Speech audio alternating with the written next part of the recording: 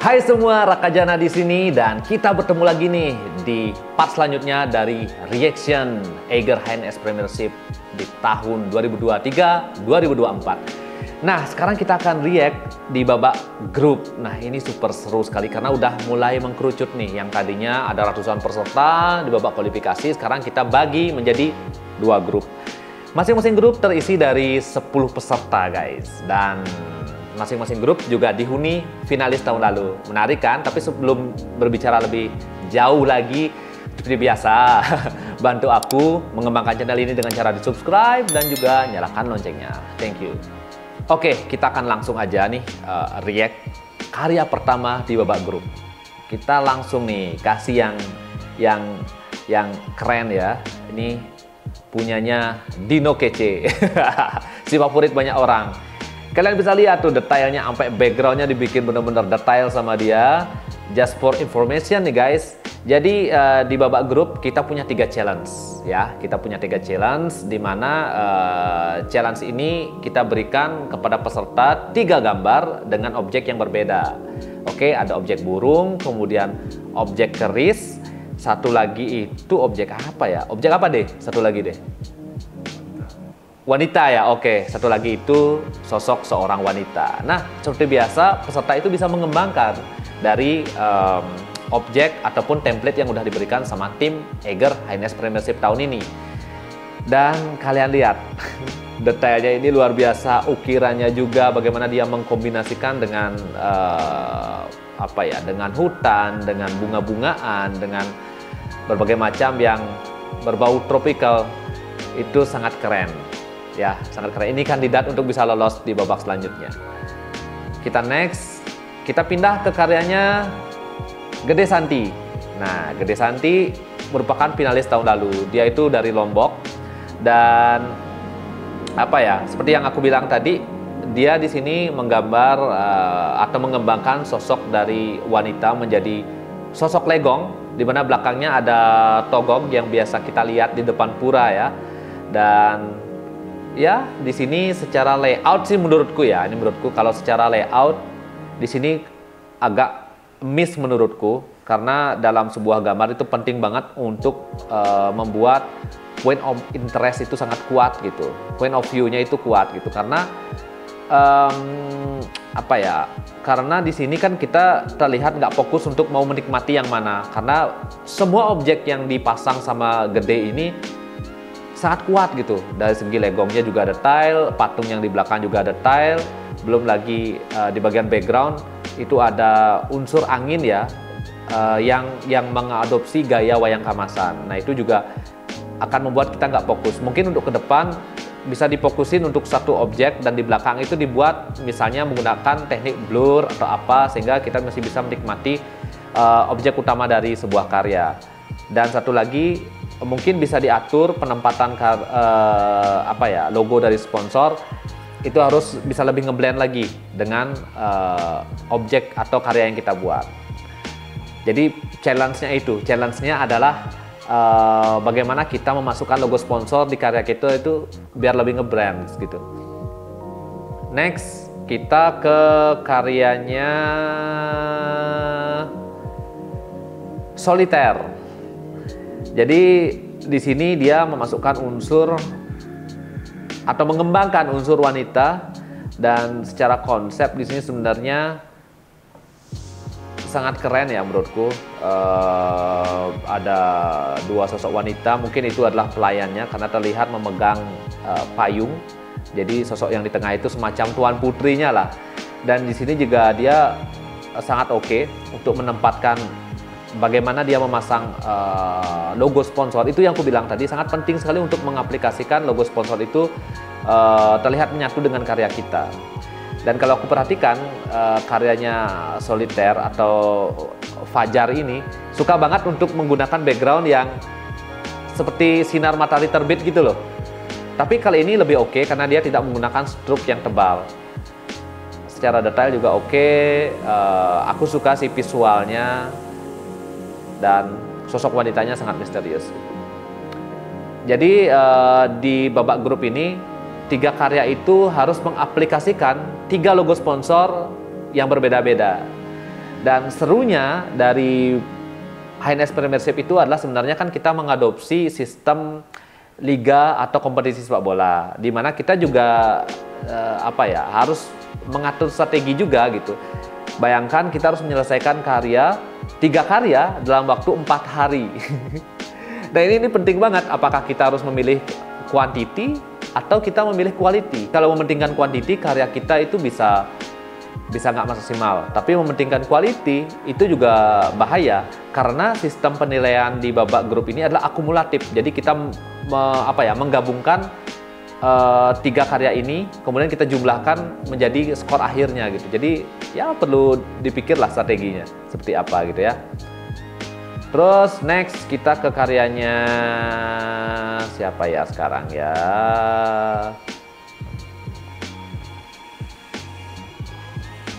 Nendayo Pixel.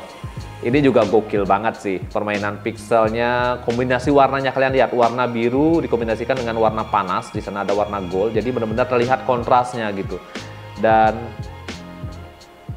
di sini keren banget sih, konsepnya tuh kayak game gitu loh, dia masang logo Eiger-nya itu kayak semacam, kalau kalian lihat ya di layout game itu benar-benar feel-nya seperti itu, vibes-nya gitu ya. Cuman ya saya disayangkan kenapa logonya nggak dipikselkan bro, padahal kalau dipikselkan itu tambah keren dan ngeblend sih menurutku ya. Tapi ini keren sih, mantap banget lah Nendayo Pixel. Terus kita ke karyanya, ini aku mau tunjukin yang keren juga, punyanya Yon Gatsuyon. Nah jadi sorry, bukan keris ya, bukan keris tadi, sorry, ternyata ini kujang, senjata kujang. Nah, jadi objeknya itu adalah kujang, dan di sini dikembangkan sama si Yon Gatsuyon. Itu ada tiger kepala macan yang sedang menggigit kujang. Dan itu keren banget sih menurutku, keren banget, detailnya juga terlihat sangat dramatis. Pengaplikasian logo Eiger-nya juga sangat keren, jadi dibuat seperti kalung, seperti leontin. Dan kayaknya kalau ditambah beberapa efek blur ini keren banget sih. Jadi tangannya misalnya di efek blur sehingga terlihat tangannya itu bergerak gitu loh, lebih hidup karyanya. Tapi ini salah satu favorit ini sih tahun ini sih, karena kualitas karyanya itu sangat detail, kalian bisa lihat. Wah ini keren sih. Next kita ke karyanya siapa ya sekarang, kita ke karyanya Rauh. Oke, sang juara bertahan tahun lalu. Nah di sini terlihat dia seperti biasa ya, bermain detail, bermain dengan objek awan, ornamen. Cuman dari segi proporsi di sini aku lihat nih masih perlu diimprove lagi ya. Dari segi proporsi karena kalau kita lihat perspektif karya terutama di sayapnya itu kayak kurang pas gitu dengan gerak tubuhnya gitu. Seharusnya sayap yang sebelah kiri itu terlihat lebih pendek, lebih terlihat lebih sedikit seharusnya porsinya terlihat ketimbang sayap yang di kanan. Kemudian anatomi juga penting, anatomi tangan, antara kepala dan tubuh juga itu harus dilatih ya, karena itu penting banget. Nah, yang paling mencolok di sini dari karya Rauh adalah sangat disayangkan bagaimana dia penempatan dari logo sponsor. Karena benar-benar hanya dia kan sebenarnya si Garuda ini di bagian belakang itu ada tiang bendera. Seharusnya dibuat dari benderanya sendiri itu benar-benar lebih flow-nya itu lebih lebih smooth gitu, layaknya bendera yang berkibar gitu. Dan kalau kita lihat di sini hanya sekedar seperti tempelan, itu sangat mengganggu karya kita sekali, sangat disayangkan gitu. Waduh ini iPadku lowbat guys. Tapi kita lanjut aman, 10% aman lah. Tapi si Rauh ini juga membuat karyanya itu menjadi motion seperti ini, kalian lihat. Cuman nilai plusnya dia dari ketiga challenge yang diberikan, tiga-tiganya dia buat, sehingga kemungkinan nilainya ya aman lah, karena akumulatif. Kita ke salah satu favorit lah, ya ini Art Novik ini favorit banyak orang juga karena apa ya, pemilihan warnanya juga beda dengan yang lain, sangat soft dengan menggunakan outline yang sangat tipis seperti manga lah, seperti kalian lihat di anime-anime. Kemudian dia juga tidak monoton ya. Kalau kalian lihat di bagian ornamen itu tidak menggunakan outline atau warna outline yang sama dengan di bagian bodinya. Jadi di bagian ornamen dia menggunakan outline yang sangat ngeblend dengan warna si ornamennya. Jadi warna coklat tua, kemudian ada warna gold. Jadi itu keren banget menurutku. Ya sangat segar sih karyanya menurutku. Cuman di sini dari segi motif pedangnya mungkin perlu diimprove kali ya, karena terlihat di sini dia mengcopy pedang yang sama. Jadi untuk menghindari pengulangan itu sangat penting ya di sebuah desain itu, karena kalau banyak pengulangan bisa menjadi itu bakal bosan banget untuk viewers gitu. Mungkin motif pedangnya dibuat berbeda, walaupun bentuknya masih kita copy, tapi motif dari pedangnya dibuat lebih berbeda sehingga lebih dinamis lah karyanya. Cuman overall ini keren banget sih menurutku. Detailnya, warnanya, layoutnya itu keren.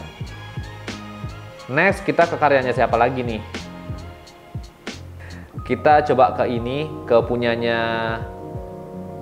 Wayan atau Win ya, @WYN Nanda. Jadi dia mengambil sosok wanita. Di sini konsepnya sedikit agak dark, ada unsur tengkorak. Habis itu dia, kalau kita lihat di captionnya, nih judulnya adalah Under Control. Tapi dia juga mengkombinasikan dengan unsur ornamen Bali ya. Kalian lihat dominan banget unsur tradisinya. Cuma dieksekusi dengan gayanya dia, dengan tekniknya dia, permainan permainan penyinaran dan shading itu keren. Terus juga, cuman kalau yang kulihat di sini mungkin outline-nya itu terlalu tebal dan bertabrakan dengan shading, penempatan shading dan highlight yang benar-benar hampir di semua sisi. Itu yang sering aku bilang bahwa nggak harus kok kita di setiap bagian itu kalian tambah shading warna, dan kalian di setiap bagian kalian tambah highlight, itu nggak perlu. Highlight itu dan shading itu dipasang secukupnya. Jadi jangan di setiap bidang yang bolong itu kalian tambahin shading, highlight, jangan. Pokoknya secukupnya aja di bagian mana yang pengen kalian highlight. Karena kalau kalian lihat di sini semuanya pengen tampil gitu, garisnya pengen tampil, detailnya pengen tampil, warnanya pengen tampil. Jadi kayak gak ada yang mau ngalah. Itu penting banget ya di sebuah desain. Jadi harus diperhatikan lah untuk kedepannya. Cuman dari segi layout ini oke. Di bagian belakang itu terlihat apa ya? Terlihat kayak bulat-bulat gitu. Aku sih lihatnya dari jauh tuh kayak planet-planet gitu ya. Cuman oke lah, dia membuat warna yang kontras. Di depan warna panas, di belakang ditambah warna dingin. Jadi benar-benar kita langsung ke objek utamanya. Oke guys. Ya, jadi sekianlah reaction kali ini. Kalian lihat kan, itu keren-keren banget. Dan aku penasaran yang mana sih bakal lolos ke babak selanjutnya, karena babak selanjutnya itu adalah babak 8 besar. Jadi di masing-masing grup nih, grup A dan grup B, itu cuma diambil 4 peserta. Dan dari 4 peserta ini bakal lolos nanti dan diadu lagi nih. Dan nanti siapa lawan siapa itu bakal di apa ya? Kalau di Liga Champion itu kayak di drawing gitu loh, kayak diundi dan nanti mereka akan saling berhadapan. Itu bakal seru banget sih. Dan dari babak 8 besar akan lanjut ke babak semifinal. Dan nanti karena lombanya ini adalah hybrid, online dan offline, khusus untuk final akan diadakan secara offline. Ya, itu di tanggal 20 Januari nanti akan diadakan secara offline di Bali United Cafe. Ya, buat kalian yang bisa hadir nanti, karena nggak cuma bakal ada lomba desain, di sana bakal ada mural dari teman-teman seniman yang top banget. Kemudian juri untuk di final nanti adalah brotherku, Mas Ianosen, salah satunya. Dan nanti untuk judges yang lain itu ada dari pihak sponsor lah tentu aja. Dan dari pihak ANS juga bakal menjadi judges. Kemudian di final juga bakal ada pameran. Aku lupa nih mention. Jadi nanti yang masuk ke 20 besar karyanya akan kita print dan akan kita pamerkan di Eiger Store di Sunset Road dan juga bakal dipamerkan di babak final. Jadi ada 2 acara tanggal 13 Januari itu di Eiger Sunset Road, bakal ada talk show, bakal ada workshop juga. Catat tanggalnya, kalian datang nanti, pembicaranya juga top-top. Dan setelah itu lanjut ke tanggal 20 Januari itu bakal ada acara puncak dan bakal ada pameran juga dari peserta yang ikut ya. Itu apresiasi lah dari kita buat teman-teman yang udah berani untuk ikut, sudah support, udah meluangkan waktunya. Oke. Kita react lagi deh nanti. Pokoknya kalian komen ya kalau ada jagoan kalian di sini atau teman kalian, kerabat kalian, saudara kalian di sini, komen, support mereka. Oke? Seperti biasa di akhir kata, jangan lupa bantu aku mengembangkan channel ini dengan cara di-subscribe, di-like, di-komen dan di-share ke teman kalian juga. Dan Raka Jana signing out, see you di konten selanjutnya. Bye bye.